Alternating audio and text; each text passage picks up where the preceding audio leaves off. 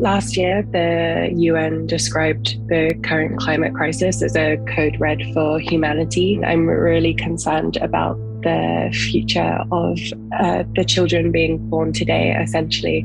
And on a selfish level, I would like to have children, but with what I see at the moment, I'm not super sure it's a great idea. I've always wanted to be a mom, and I feel like my desire or want to be a mother is being slowly ripped away from me the older I get, so that's really upsetting. I can't morally justify raising a child in a planet that's literally on fire. My generation will not get to grow old or enjoy the different stages and experiences that life has to offer. Things that are predictable and have been predictable for a very long time are being ignored. So just not having a future in general is a pretty scary idea to grasp at 17. Is there going to be a natural disaster that devastates my home? Are we going to have food shortages? Will I get left behind? Will my family get left behind? My biggest fear related to climate change is that we are actually on track to lose it all. I feel like I constantly see on the news about unprecedented fires and floods and hurricanes, and I think about how people aren't going to be affected by these things equally. I live in Austin, Texas, so right now we're seeing triple digits, and it keeps getting hotter in Texas from the last 2 years I've lived here. It's becoming more unbearable for folks to be living in this part of the region and seeing how that's going to affect us in the future and what we can do now to stop that.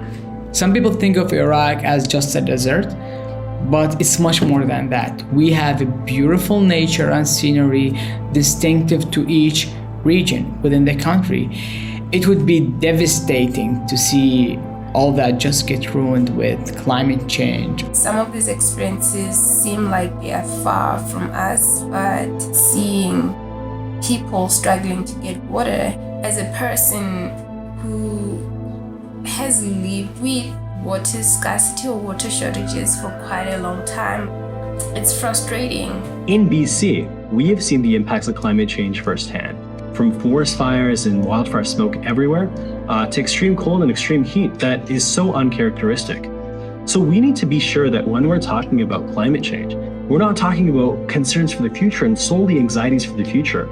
People have legitimate fears, concerns, anxieties today. My biggest fear in the future as it relates to climate change surrounds the lack of prioritization for the needs of disproportionately impacted communities of color and low-income communities. I think my biggest fear would be people will continue fighting against each other and finding things to fear instead of focusing how we can work together and create solutions and think positively and help each other. I have a few things that cause me fear when it comes to the climate change. First, in governments actually listening to their citizens to take substantial climate action, but also having them help other countries who deserve climate reparations and are disproportionately affected by the climate crisis right now. I often feel like every single thing that I do has to somehow relate to solving this issue. And it's kind of taken over my life. It's sort of like picking at me, almost like taunting me a little bit. If you don't do this, then the world's gonna end or something like that. And so there was this one moment, I was on an expedition with 200 people from around the world. One moment when all 200 people went silent at an ice fjord, and we could literally hear icebergs melting. So think of that for a second. Millions of drops of the purest water on the planet falling into the freshest body of water that exists. But what I used in that moment was the connection with community. What revives me emotionally is seeing others act as a community, advocating for action. The thing that helps me to feel more resilient is by kind of leaning into engaging this area.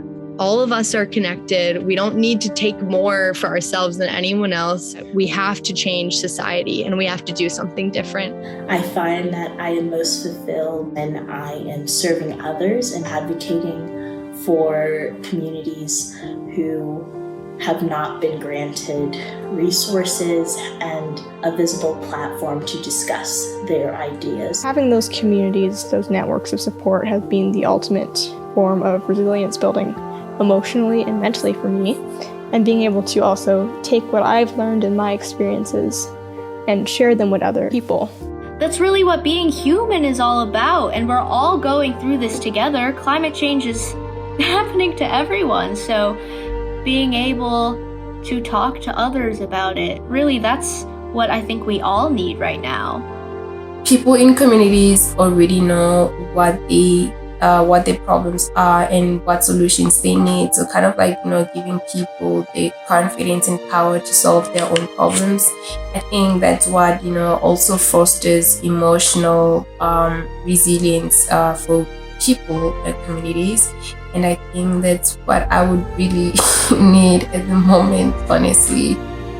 Yeah, that's what I would need. Creating hope for myself and really involving myself in the climate movement in a way that's celebrating my heritage and the plethora of sustainability practices that are in a lot of our ancestral knowledge. I think that's something that I kind of took in terms of the way I wanted to affect the sustainability space. And this really gave me a sense of belonging and a sense of purpose when it came to the climate movement. Taking action is our only option that we have to save this planet. And I think that the younger generation, including myself, can take the lead on this relevant initiative. We can speak up and we can contribute much more than we can imagine. Really, what I need now is not a quick fix. I need my government to recognize my rights, and I need my government to recognize the rights of the people I love and the people I've never met. Seeing how we can come together to provide a better future for one another through that community, through that, groups and events that we can do to bring action in not just a local level here in Austin, but on a more global scale as well. We need to be able to imagine new futures. We need to be able to imagine futures and reimagine ways that we can exist and be in this world beyond the American dream, beyond the confines that already exist. It actually feels like I am being a part of saving the planet, and that really makes a person happy, and that's what makes me happy.